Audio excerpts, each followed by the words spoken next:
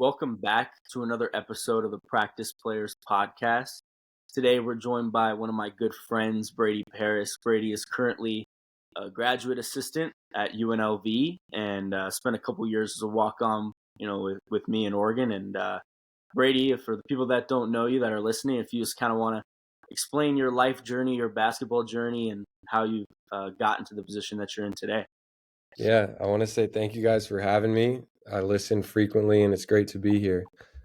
Where should I start? I grew up in Lakewood, Colorado, just outside of Denver. Grew up playing every sport, basketball, baseball, football, but always had a love for basketball. My dad played college basketball and just always, I was a younger brother, so was always, the short one in the driveway getting pushed around by my older brother and just always had that underdog mentality and went through high school, went to a good Catholic high school in Denver, played with all my best friends, which is a dream. They're still my best friends to this day.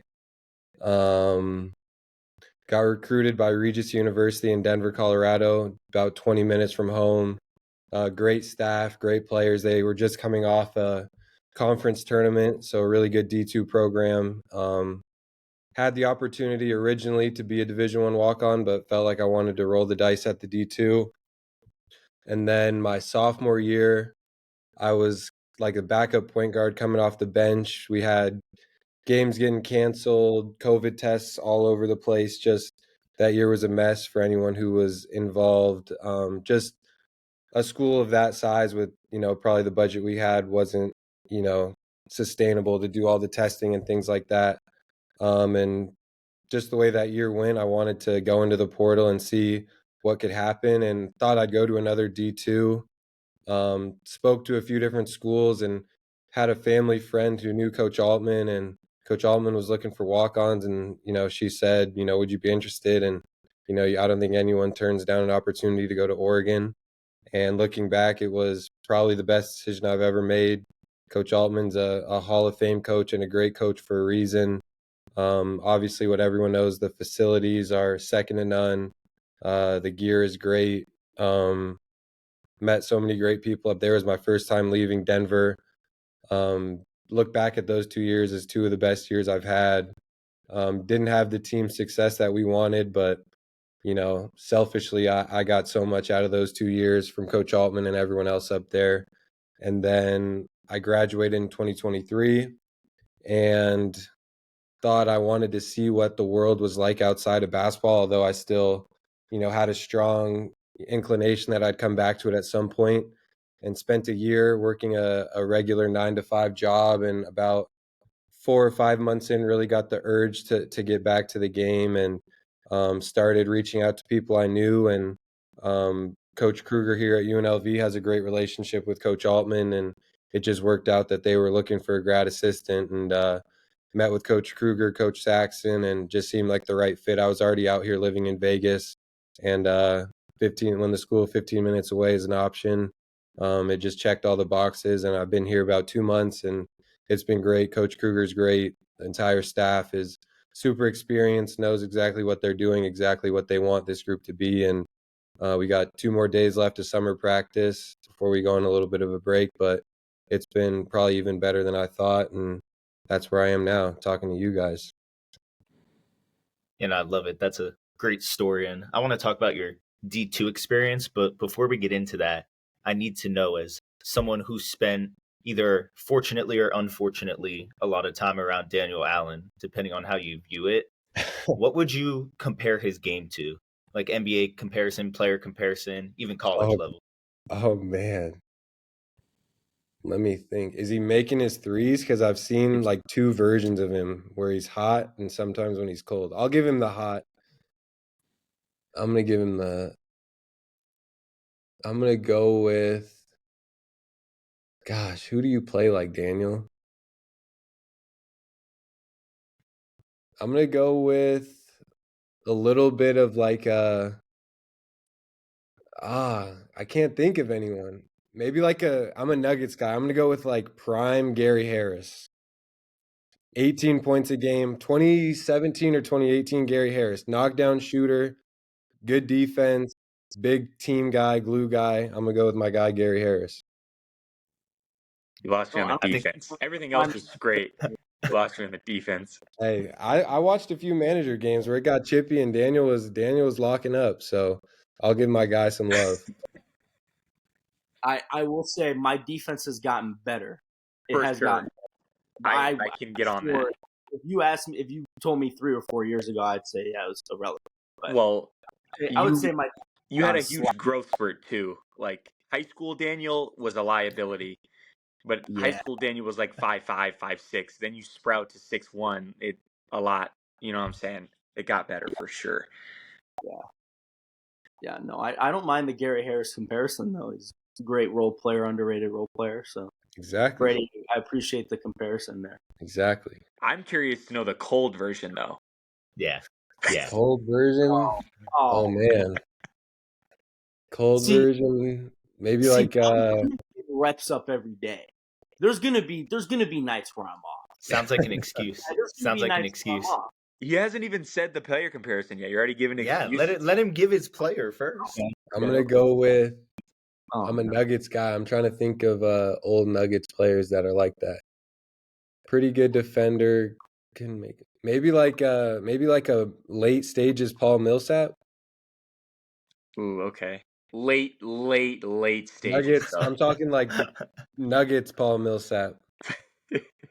After his years on the Hawks. Yeah. Yeah, I deserve that. I'm not perfect. I'll Hey, he was a max player. Thanks for the ball's not going in the hoop, but We gave him a max contract, so what else you do in sport, matters. If I'm not hitting shots, I got to be, playmaking and doing that sort of thing. So,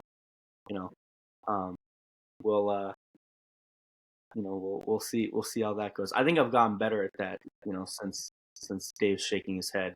I've become a better playmaker. But you've because of your height, I think you've just gotten drastically better at in all aspects of basketball. Yeah, I'd agree, but I still know my limitations of who I am as a player. I think the athleticism hasn't changed. Everything else has gotten better. No, the athleticism hasn't changed at all. It's never changed. You've been lifting though. You've been lifting. Yeah, I work out a little bit more, but that's about it. But to transition back to it, obviously you played at the D2 level for Regis before going to Oregon. What was your biggest, takeaway or stuff that you still remember as a learning moment from that? Oh man, there's so many things I could think of. I'm very fortunate that program and that coach specifically they're huge on toughness. We practiced at 6 a.m. My freshman year of college, I had to get up at 4:15 a.m. to walk through the snowy campus of Denver and go get taped at 4:30 and practice at 6 and still went through a full day of class. I think overall what I learned there is just you have to love the game if you really, want to play in college. I think, at a school like that and at the D2 level, you still get, some athletic scholarship and, some gear, but, it's a grind. And, most of the games my freshman year, my parents were the only people in the crowd at our home games. And you're playing in front of no fans, you're playing in small gyms. Our conference is in the middle of the country, North Dakota, South Dakota, Nebraska, New Mexico. You're bussing it everywhere. We're splitting Little Caesars pizzas in the vans on our way home from the games. Like, you just, you have to love playing the game. You can't fake it. And if you're in love with everything that comes with it, the perks, I just don't think you'll truly be special. So I think, seeing how hard guys worked at that level for nothing really gave me an advantage when I went to a school like Oregon and you had, a little bit more to play for. You just flashed me back. I had the same thing at my junior college. Our practices were at 6:30 in the morning, but there's no dorms on campus. And the school's like probably 25, 30 minutes away from where I live. So I was up at 5:30 every day. My freshman year was COVID year. So that was like we were practicing with masks on. And it was the worst. It was like 6:30 to 9 a.m. practice, and everything was online. I'd go home at 9 a.m. and my day would be done. I'd be like, Yeah. well, all right. I have to go Yeah. get a lift in at like 24-hour fitness because the whole weight room facility was shut down. So we literally like, oh, it was, and like the buses, same thing. We were taking Sprinter vans to away games, bro. Like Yeah. 2 Sprinter vans. There was one trip where we took one Sprinter van and we had 14 of us. And you like those Sprinter vans, there's like 4 rows of 3. And then Yeah. there's like this little section that you're allowed to like get into the side of the van Mm-hmm. to get into the rows. So there was 2 of us sitting on the floor of the van Wow. going to games. Yeah, it was Yeah. crazy, bro. Yeah, Yeah. no, those experiences will definitely teach you or show you how much you really love basketball, Mm-hmm. if you make it through those times. I had a question for you. You obviously played 2 years at your D2 and then playing at a D1 level. What do you think is like the biggest difference between the two? Biggest difference. I have a on court, like a playing difference, then I'll tell you like a little bit off the court. On the court, it's the athleticism, I think, because D2 players and D3 players can shoot it like it's not like, D1 players are just shooting the lights out and D2, D3 can't shoot. Everyone can shoot, dribble, pass, whatever skill you want to do, but the athleticism and the size at the Division 1 level was the main thing when I first got to Oregon that took me the longest to adjust to. We were talking about Luke earlier. I'll tell a little story. I've done a move my entire life, like a little like rondo show, and then like turn around, shoot a little hook shot, and I beat him, and I show him, and feel him fly by me, and I think I have just a an uncontested floater, and he recovers and just sends it like all the way back to half court. And you can see me on film like looking at like who the hell blocked it, because I just had no idea this 6'9", 40-inch vertical athlete had recovered and blocked it. But that's on the court was the athleticism and the size and the athleticism combined was the biggest difference. But off the court, I think it's just the amount of people that are watching you practice. Like at my D2, we had one head coach, one assistant, one GA, and that was the only 3 people that weren't players in the gym. At Oregon, I remember our first or second practice, I'm counting managers, trainers, video people, coaches. Like there's more players or more staff than players, and there's just so many different people whose hands are in the program, and you're just playing for so much more. You can feel, especially in a city like Eugene, the weight of winning and losing. At a D2, it's not in the paper, it's not on TV, right? So if you lose, you're like, we lost, coach is mad, but he'll get over it. But you really feel the pressure from the outside and the amount of eyeballs on you, at the level that Oregon is at. I feel like now, especially at least over these past few years, from friends that I've had and just people in general, I feel like becoming a walk on is becoming more of a regular, in the sense of like wanting to become a walk on, rather for whether it's big school, mid major, whatever, especially at the D1 level, and for you, obviously you did both. You did the D2 and you did the walk on thing. For you, to give some advice to the people, maybe there's high school kids listening or college kids that are playing lower levels that are considering the walk on. What should these people know before becoming a walk on? What's your biggest takeaway? Yeah, I think obviously everyone's journey is different, but I'm so grateful that I went to the D2, especially through the COVID year, and had that experience, because it proved to myself how much I really love basketball. Because I think as a walk-on, at least my expectations, like when I was in high school, was, you get everything, you get to do everything, you're, fully on the team, you get to play all of that. But, no matter how good you are as a walk-on, I'm at UNLV now, and I hear how good of a player Nick was. Some days you just don't get to play, whether you're great, even if you dominate the starting point guard in a drill or in a live, couple drills, and you feel like you got the best of him. He's still the guy that they're going to get ready for the game. So you just have to, be prepared to play and practice and go hard for, the scraps. And I think that's something that everyone should know before they get into it, because I've heard stories of, people quitting or, not being happy with their situation when they feel like they're not, getting treated fairly. And, Coach Altman's one of the best at treating walk-ons. And I think I was treated, more than fair. I got to go on every trip and, got all the gear and everything like that. But even as much as Coach Altman loved me, there were days where, for a 3-hour practice, I just stood there and clapped. And, 90% of our games, I just sat on the bench and didn't take my warm up off. Right.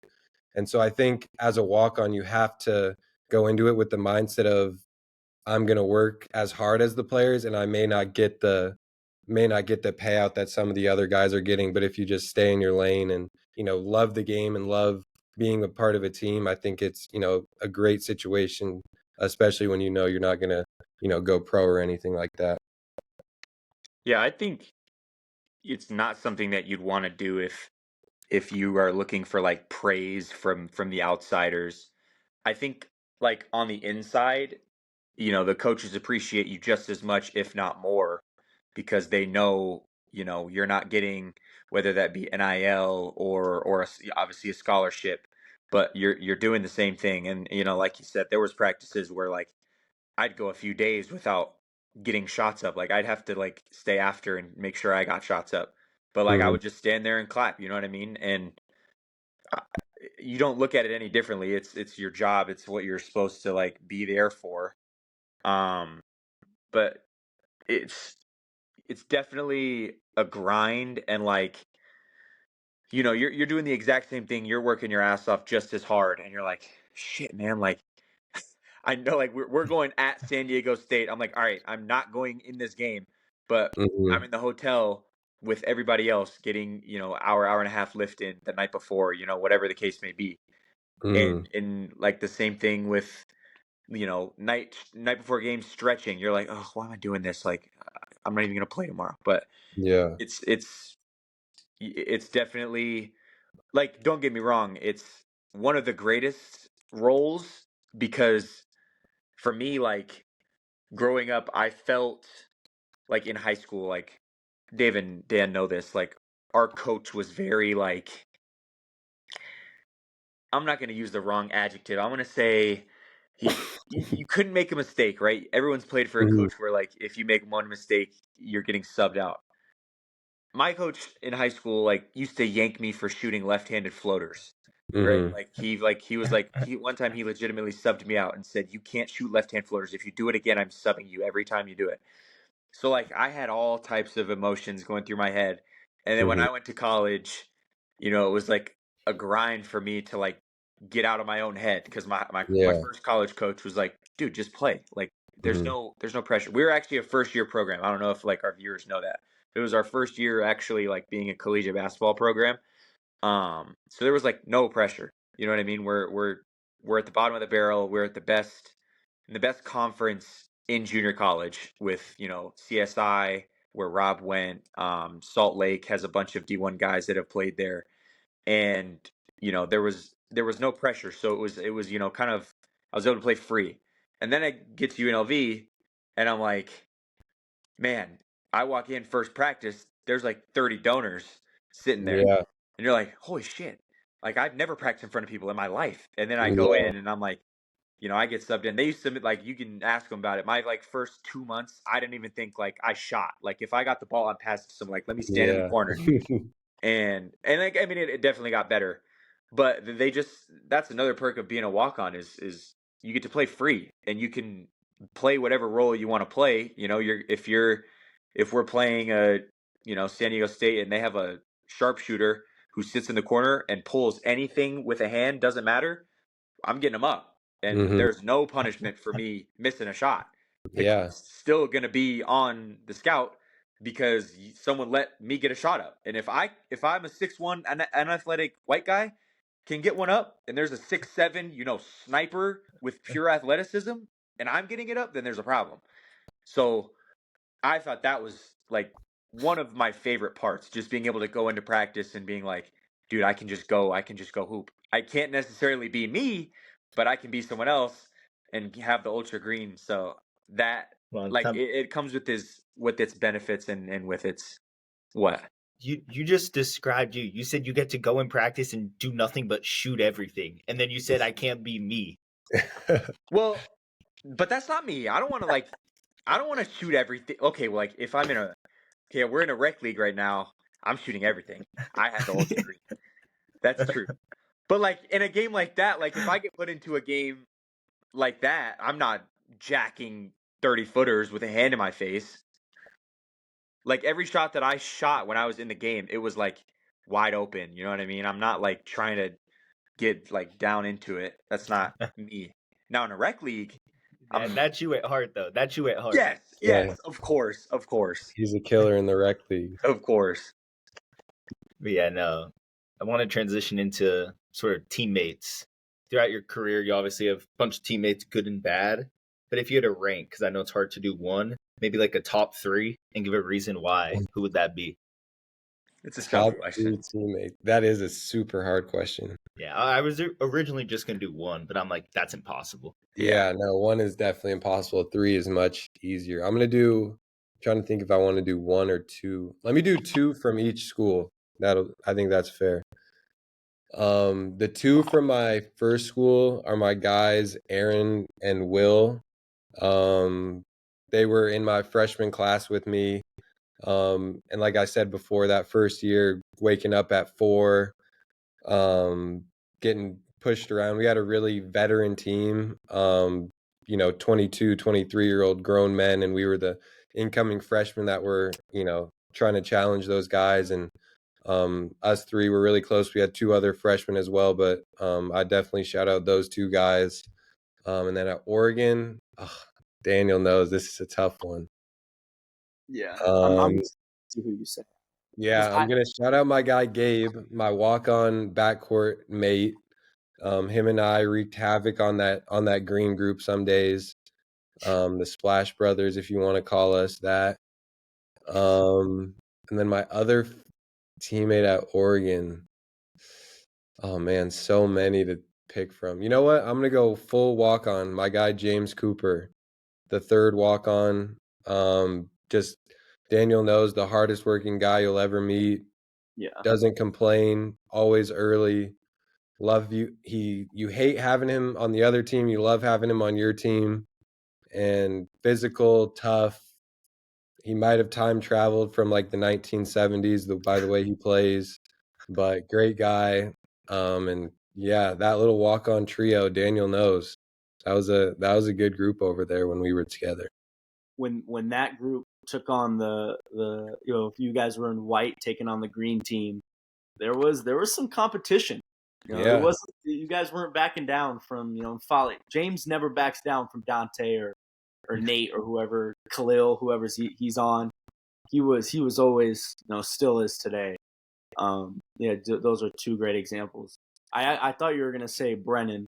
As one of yours. See, that's why I can't. I should have said Brennan. Yeah, because Brennan listens to this. I was surprised you did. Him and us 3 were really close. Still are, but we're really close. But the year before Brady, graduated, so I was surprised he didn't go Brennan. But you can shout out Brennan. I was. It's funny. I was only thinking of people who. I don't know why I didn't think of Brennan. I was thinking of that team my first year, and I didn't think of Brennan. So, but no, Brennan's up there for sure. Fellow Colorado guy. So I got to shout out my guy Brennan too. On the duck kind of train here, what was your all-time favorite memory? It could be on or off the court, being a duck. All-time favorite memory as a duck. Daniel, what are some? Give me some. Let me think of some things that happened while I was there, so I don't forget anything. You want me to think of on the court or off the court stuff? On the court. On the court. We'll keep it on the court. The Arizona game, your senior year. Oh, at home. Yeah. That was. I got you.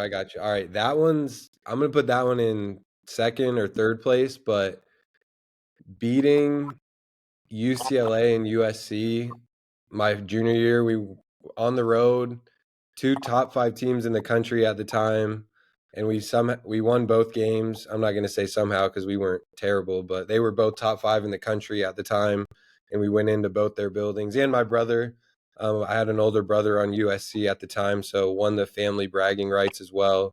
And to go into, two iconic arenas, Pauley Pavilion and the Galen Center, that was my first time seeing UCLA and, the iconic jerseys they have up in the rafters when, 6 or 9 months before that, I was, at a Division II going through what I went through before. But that was definitely the moment of, wow, this is, I really, made it to what some would say the top, and just got to, it was a dream come true, a place like Pauley Pavilion. So that's a memory I'll hold forever. My parents were there. So that was pretty special. You this year, obviously, if you had a couple months with UNLV, and a part of that experience is our buddy Isaac, who's a manager at UNLV with you, also got to experience this because he was telling Nick and I about it a little bit. But you were able to work with USA Basketball for the little mini training camp they had in Vegas those couple weeks. Obviously, the star power is nothing to question, but were there any players that you either rebounded for or got to be around that you were just shocked at their ability, or shocked by anybody's leadership, or anybody stand out to you? Yeah, I mean, that entire weekend was unbelievable. I remember the first day they walked in, I think I had my back to the side door and I just heard people start, shuffling around and whispering. And, I turn around and Embiid's coming through the door, and he is one of the biggest people I've ever seen in my life. Like, he's tall, but he's like, his knees and his ankles and his feet are just like huge. Like, it doesn't even look like a real person. And then to see, LeBron, KD, the rest of them kind of come in as well was awesome. But it's so funny when I think back to that week, being around LeBron, was all the players I could say surprised me, and they're the greatest players in the world. But the one guy who I just was almost speechless about, and he didn't even play, was Kevin Durant. He'd come in, he had his hoodie on, he was in slides, backpack still on, and he'd just like walk over to the basket, like ask for the ball, and he'd just stand there and make like 23s in a row, like perfect swish. And he's 7 feet, like tall release. And I would just stand there, and I think I told Isaac, I was like, it literally feels like I'm watching like an alien that was designed to play basketball shoe hoops right now. Like, it was so like effortless, so tall, so smooth. And I wish I got to watch him play. Obviously, 2 days ago he put on a show out in Paris, and I was, not surprised by that at all. But he was one that just, and he didn't, like I said, didn't even play. And then I will shout out the young kid Cooper Flag. Um, I was, I don't want to say I wasn't being a hater, but I was a little skeptical. Like, they let a young guy in, um, and just didn't know how he'd look compared to some of the greatest guys in the world. But he looked like he belonged. He made some tough shots, and he just kind of had that swagger about him that you wouldn't expect in a 17-year-old going against, the greatest team on the planet. So those were two of the guys that I'll look back on and really was impressed with. That's awesome. That's a dope story to hear. And obviously just started at UNLV now. Already have a lot of experiences like that as a GA. But what's the biggest difference going from player to now sort of on the coaching staff? Oh, the biggest difference. I think it's just the work that you don't appreciate or you don't see as a player. Like, I mean, I was great friends with all our managers at Oregon, and remember being out at dinner and one of them would have to go do laundry or rebound for a player, and those are all great. But even just setting up the meals, bringing in groceries for the kitchen upstairs. One of our managers has to sweep the floor every morning when he gets here. Just all the little things that managers do that are absolutely necessary. Like, if that kid doesn't sweep the floor and someone slips, like, it could change our season, right? And he's got to get up early and come do it. Like, he probably doesn't love doing it. And I think you just see the behind the scenes that you don't appreciate as a player as much. That, when I see these managers at UNLV working, I really appreciate it because, they don't get, we talked about walk-ons not getting any praise. Managers are, maybe even a step below. They don't get to get a jersey or a locker or, any real perks other than, maybe some gear and, getting to put it on their resume. So, they're, I appreciate them almost more than, a walk-on role because they're doing, the dirty work. And, it's funny. I can't remember what week or day it was, but we were setting up food and, the players come in and eat within like 5 minutes. And I was like, I stood here and helped the manager set up this meal for like 30 to 45 minutes. And this player just like comes in and out in like 2 minutes. And like, just to see what goes into making the players experience special, I think is the biggest difference that I noticed so far. That's a really good answer. I think about that too, and like the little things that we do, like us like setting up Chipotle and Founders Club, and guys just come in and they don't realize that the managers and the GAs and all that are the ones making that happen. They sometimes they'll just think the food magically appears when that obviously is not the case. Exactly. I got one more side answer. I remember as being a player, when I'd ask people to rebound for me and they, maybe came at some point, but they didn't seem too excited. And I was like, why are they so like anti-rebounding? Like, it's not a big deal. Like, but I still do it. I'll never turn a player down when they ask me to rebound, but there are some days where I might rather watch, like I might go clean the kitchen floor than rebound. So that is something as well. Like rebounding, I got to show love to all the managers and GAs out there that rebound because as a player, I used to get so frustrated when people didn't want to rebound, but it's a little more work than I imagine when you're doing it all day. Yeah, no, Dave obviously knows that feeling too, and it's not every day, especially when you do it every day, it gets extremely repetitive. But I mean, at the end of the day, it's our job, and we got to do what we got to do. Exactly. To get into our storyline of the week, or we'll do drafts, games, that kind of thing. And because we are currently in the Olympic stages right now, we figure that it'd be fitting to do a United States Olympian basketball draft. So all of us are each going to get 5 picks each. You can choose your team to be positionless if you want to. You don't have to pick point guard, shooting guard, small forward, power forward, center. You can pick positionless. But the key with this is that it is not just who the best player is. It's not like Michael Jordan, LeBron, Kobe. Like, it's not that order. It's who are the best Olympians, who in the Olympics played the best. Okay. So to shake it up a little bit, it's not just you're drafting the player on who's the best. It's you're drafting on their impacts made when they were Olympians during their time.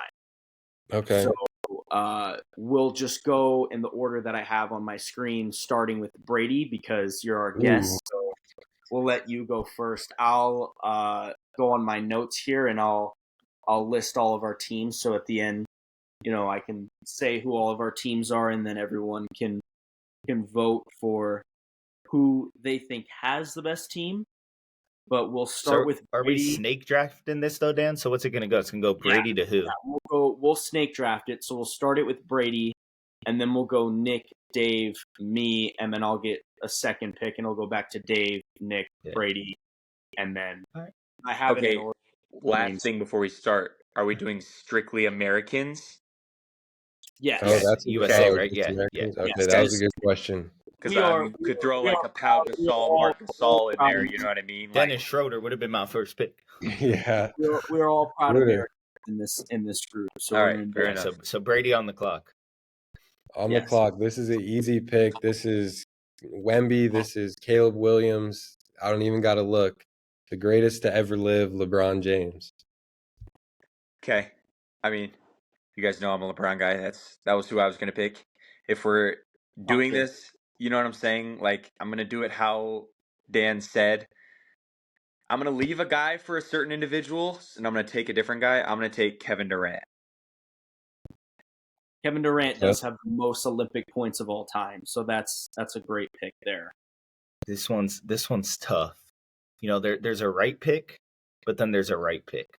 So I'm gonna leave a player on the board that Dan will probably take, because second in all-time Olympic points, first in gold medals, if I'm not mistaken. Yep, I know exactly. That's why I left. From Syracuse University, Carmelo Anthony.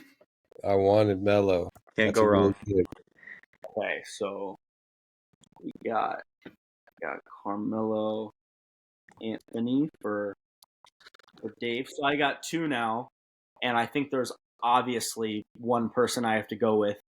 Not only is he, as Nick said in the last episode, the greatest player to ever touch a basketball. He's my greatest player to ever touch a basketball, but he's also one of the best Olympians of all time. I'll take Michael Jordan as my first player and as my first Olympian, I should say. And as my second Olympian, I would really want to go Kobe Bryant, but I don't feel like Michael Jordan and Kobe Bryant are going to mesh well. They're very similar play styles, and I have a pretty long time before my next pick comes back to me. So I'm going to take the guy who actually all-time is fourth in Olympic points. I'm going to get a big guy in the middle and take the Admiral David Robinson. It's a good pick. It is a good pick. Well, I'm going to do a team of all C's here. I don't know how on earth any country or your teams are going to be able to guard this. Point guard, Chef Curry, night. Can't go wrong with that either. Wait, he's played in one Olympic game. You saw that three. You saw that three. That's a good point. He has only played in one Olympic game. Sometimes the best are one and done. I'm gonna go Magic Johnson. Okay. Point guard of that dream team. I mean, you could argument best point guard of all time, but he was arguably the most intricate part in their win in '92. Sweet. It's back to me? Yeah. Oh, man. It is funny because I'm not a huge... I know he's an all-time great player, but I'm not personally a huge fan. But I remember the first Olympics I ever watched were the 2008 Beijing Olympics with the Redeem team. And when I close my eyes and think of that 2 weeks when I was 7 years old, no one comes to my mind more than Kobe Bryant. So I will add Kobe Bryant to the team. And I will say he was the captain of that team as well. So that's a good pick there. And you get another pick now, Brady, before we... I get another pick. Yes. Oh, man. You know what? I'm going to get my point guard. And if I'm not mistaken, he was pretty good in the Olympics he was in. I'm going to get Damian Lillard from the 2020 Olympics. If my memory serves me, I think he played pretty well in that run. So I like that pick for me. I think this one's gonna be pretty easy for me. I'm just gonna shift KD to the 4, and I'm gonna get myself a Larry Bird. Mm. Solid. This is tough for me here. I got two great scorers, Curry and Melo. We need someone who can bang down low. We also need a dude who doesn't need the ball. Those two are going to do a lot of our scoring. Keeping with the theme of C's, can play the 4, can play the 5, the Chuckster, Charles Barkley. Oh, man. Wow. Those were between me, and that was who I was That was picking my between right there. That was my pick. And whenever I think of Olympic basketball, I think of Charles Barkley, 6th all time in Olympic points. That's a great pick. Well, now I'll shift. I had I'm going to take this guy. I was planning on taking him anyway. 9th all time in Olympic points. I'm going to go with Dwayne Wade. I'll get myself a primary guard. I'm actually going to play Dwayne Wade at the 1. and play MJ at the 2. So now my last 2 positions, I can focus on getting some wing players. And obviously there have been a lot of really, really good wing players that have played in the Olympics. I'm actually going to go ahead and I'm going to go with chemistry here.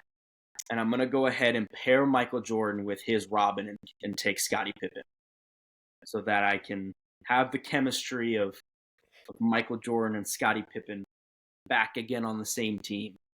So a lot of older guys for my team. I'm going to take Scottie Pippen.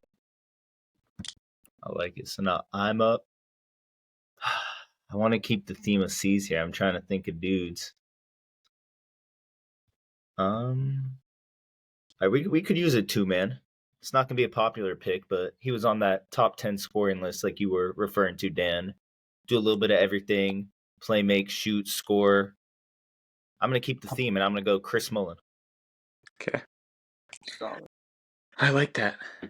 I'm also gonna pick from that 92 Dream Team. Correct me if I'm wrong, but I think Clyde Drexler was an intricate part of that team as well. Dream Team? Hell nah. He wasn't? He the 70s. He played, but he was. So was he on? He was before. Yeah, he did play he played, though, right? Yeah, he played like 70s, 80s. You're thinking I've Walt got Frazier, right? I've got the Dream Team's roster, and it does say Clyde Drexler. Ooh. Ball knowledge. I'm going Unless Clyde. You said Drexler. Drexler. I thought you said Clyde Frazier. No, Clyde Drexler. Oh yeah. Clyde Drexler didn't play in the 70s. But... Yeah, that's my 2-man right there. Dave's Nick's. Yeah, I heard Clyde. That's the only Clyde I know. I heard Frazier after Clyde that. the Glide, man. He's always thinking Knicks 24/7. Dave's always thinking Knicks. Man, how could I not? Clyde immediately thought it was Walt Frazier. All right, Brady, you. All right, so I've got Dame. I've got LeBron, and I've got Kobe. So I need a big guy to anchor down low, and I want someone off that 1992 Dream Team. So I'm going to take the power forward. Actually, I need a center. I'm going to take Patrick Ewing while we're on the subject of Knicks as well. An all-time great Knick. That was my center, man. That was my center. Yeah. I don't know where to go from here now. I think I have 2 options left that I can go with. So I have Dame, I have LeBron, I have Kobe, and I have who did I just take? Patrick Ewing. So I need a 4-man. I'm gonna go with who I almost just took a second ago. I'm gonna go with Karl Malone, another all-time great Utah Jazz, and that'll be my 5 that I'm rocking with. So to round out my squad, I've got Magic, Clyde at the 2, KD at the 4, Larry at the 3. To round it out, I'm going to go Dwight Howard.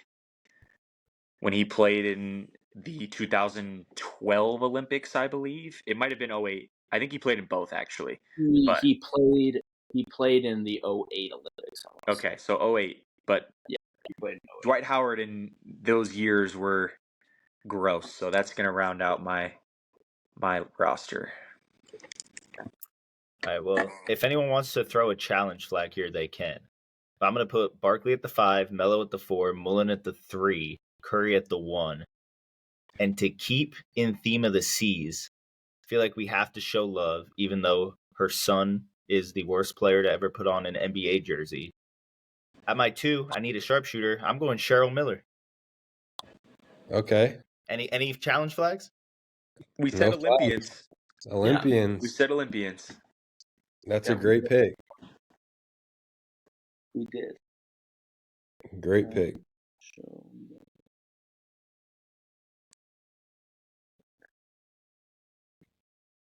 All right.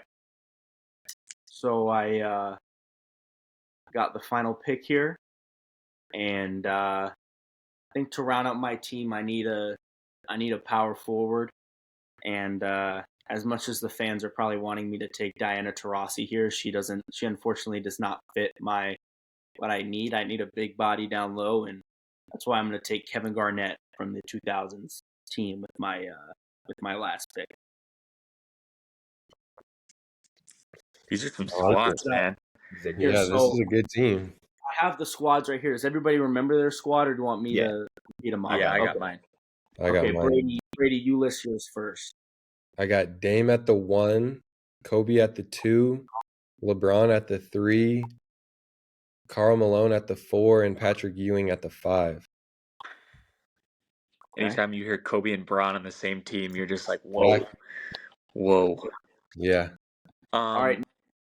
Yeah, I got Magic at the 1, Clyde at the 2, Larry at the 3, KD at the 4, and then Dwight Howard rounding out the squad. All right. Yeah, well, yeah, they do call me Coach Canner, so had to draft a team of all C's.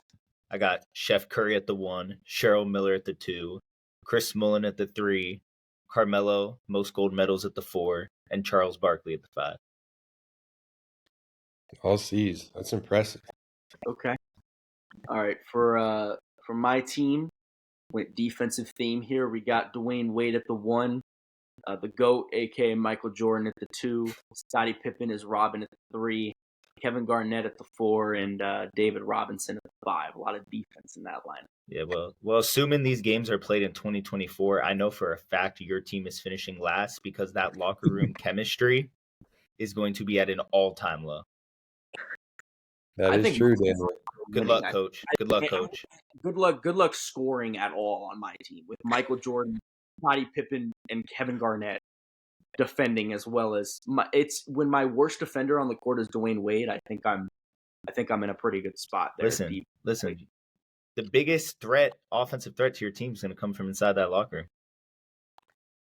I don't think we're going to have to worry. I think 2/5 of my team has played with each other for 15 years. So that's the 2/5 I'm worried about. Yeah, that's the 2/5 I'm worried about. They hate each other now. At the end of the day, I think they're going to set aside their differences. Look, they've won 6 NBA championships. I'm not setting aside differences. He's going to look up and differences you can't put aside. His ex-wife. They're gonna look up and be like, my ex-wife's up there. He's gonna be like, oh, my daughter-in-law's up there. You gotta remember, we're taking the players from that year. So I'm taking Michael Jordan, and whether 88 or 92, whatever version of Mike, it doesn't matter. At that point, the drama hasn't, happened yet. We're taking the versions of themselves. Like, I'm not taking a 55-year-old Michael Jordan on my team. It's the version of themselves. And at that point, they didn't know that drama would ensue. So that's not going to be a problem. But so then are the people in the stands? See, this we don't got enough time for this, but you look up in the stands, is it 1990, Larsa Pippen or whatever? Is it 1990? Michael Jordan's son when he's 1 year old? Who said fans were allowed to watch this? This could be like a private, Okay, like see, these are the factors we need to work out. We need to work on these. We could play in a ballroom, Hey, have it be private. I got Kobe and Bron. I don't know any factors that are stopping those two. I got Magic playmaking with Dwight Howard in the dunker spot and a 7-foot sniper with another 6'9" sniper with Clyde the Glide just back cutting when Magic's dribbling baseline. What are we talking about? Well, listen, I know Klay Thompson was a great Olympian, but we got the Splash siblings in Curry and Cheryl, so we're not worried about a lot. Just outscore. We'll see. Well, no, everyone thinks their team is the best, but when we post this reel, you guys will get to vote on who's got the best team. So our biases aren't in it. So the fans can vote for whoever they think the best is. But Brady, we just have one last question for you. We usually ask this to our guests. Where do you think, or where do you see yourself in 5 to 10 years from right now? 5 to 10 years from right now. Oh man. I know I want to be in basketball and I love coaching. I grew up I was a coach's son growing up. Even in high school, I would coach the freshman team in the summer when I was a junior and a senior. went back and coached junior varsity and assistant to varsity in the summers when I was at Oregon. So always loved coaching. Being the type of player I am, undersized, not super athletic, I always, thought the game at a high level. My ultimate dream was to one day be a head coach. Don't know if I'll be there in 5 to 10 years. Fingers crossed, and wherever the journey takes me. But you can definitely bet that I'll be somewhere in a gym, somewhere with a team, because I lived 1 year without it, and I do not want to go back to it. Being part of a team is special. Being around college players that are still on the way up is special, and it's something I don't take for granted. And in 5 to 10 years, I think I'll be doing the same thing. So wherever the road takes me is where I'll be in 5 to 10 years. Brady, thank you so much for coming on. Before we end this here, do you have any questions for the three of us? So we let our guests usually ask us anything. I actually do have a question for Daniel, and then all three of you guys from Henderson. Have you ever eaten at a place called Them Wings in Henderson? No? Wings? No. Oh, darn it. There's a place right by where you live, Daniel, on St. Rose and Eastern.